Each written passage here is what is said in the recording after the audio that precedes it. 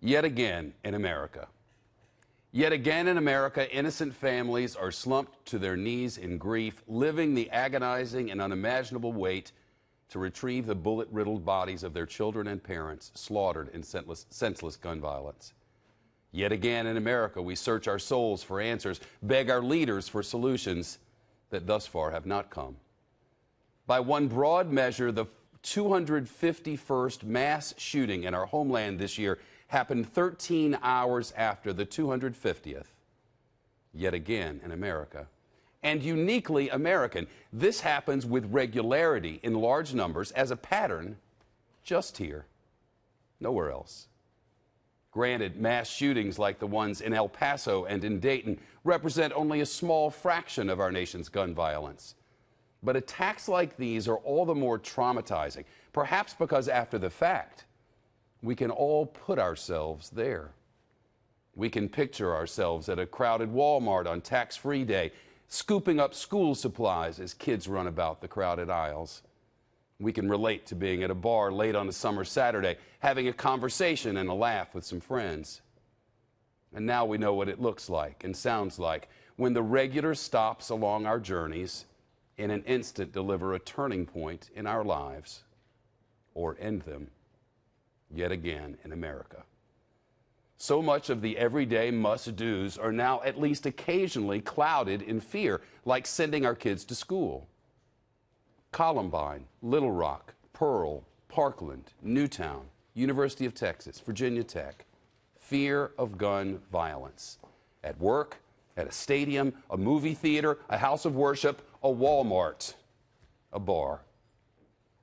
As for details on 250, a young man complained online about what he called a Hispanic invasion of Texas. Familiar language.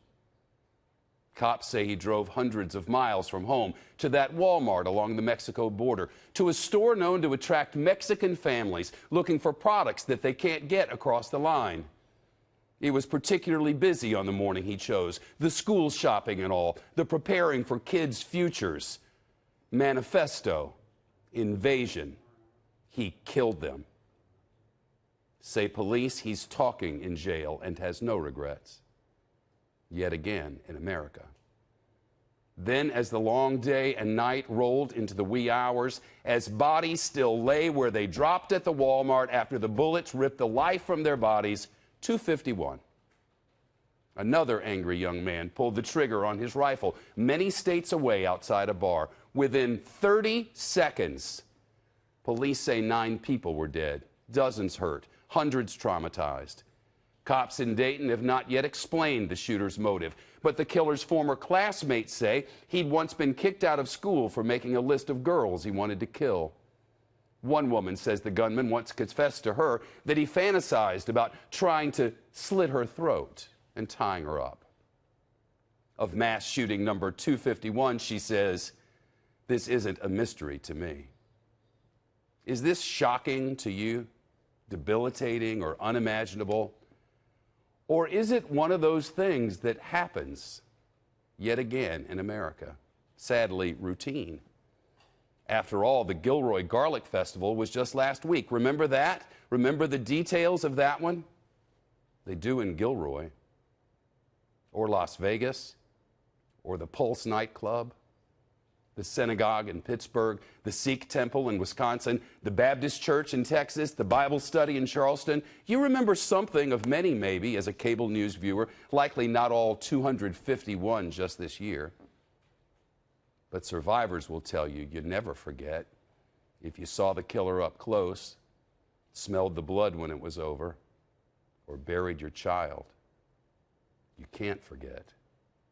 Ever. Each time we hear kids cry, parents pray, and politicians promise.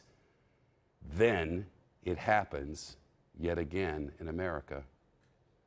Here, a friend mourning the teacher in El Paso who was buying classroom supplies but didn't survive.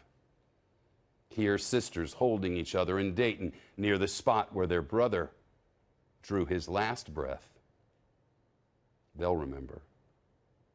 Now, gun laws, regulations, background checks, soft targets, body armor, death penalty, mental health, time for action, I promise, thoughts and prayers.